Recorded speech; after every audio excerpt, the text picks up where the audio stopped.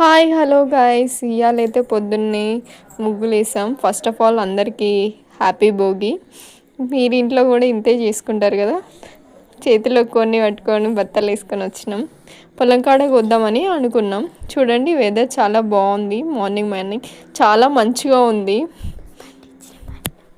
మేమైతే కొన్ని తీసుకొని మా పొలం కాడ అయితే కోయాలని డిసైడ్ అయినాం. మేము ఎప్పుడైనా ఇంతే చేస్తాం. పద్ధతిగా ఉదిగడ్డలు ముట్టించేసి కొన్ని కోయడం అనేది మా ఆచారం. అట్లా సంక్రాంతి కదా, మేమంతా ఒకరోజే జరుపుకుంటాం. అంటే 2 days జరుపుకుంటాం అన్నమాట.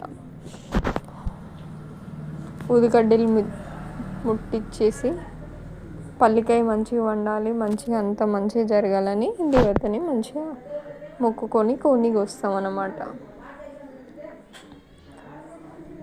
అట్లా మా డాడీ అయితే ఊదికడ్డీలు ముట్టించేశారు. బొట్టు కూడా పెట్టుకున్నాం.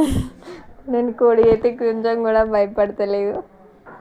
ఫైనల్గా అయితే ఇంకా కోడిని మంచిగా కోసేసినాం. కోడి వస్తుంటే నాకు చాలా భయం వేస్తుంది.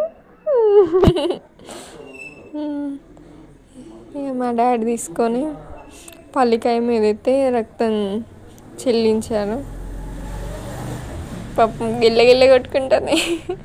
ఈరోజు మన ఫుడ్ వచ్చేసి బగారా రైస్, మటన్, చికెన్, అరిసెలు,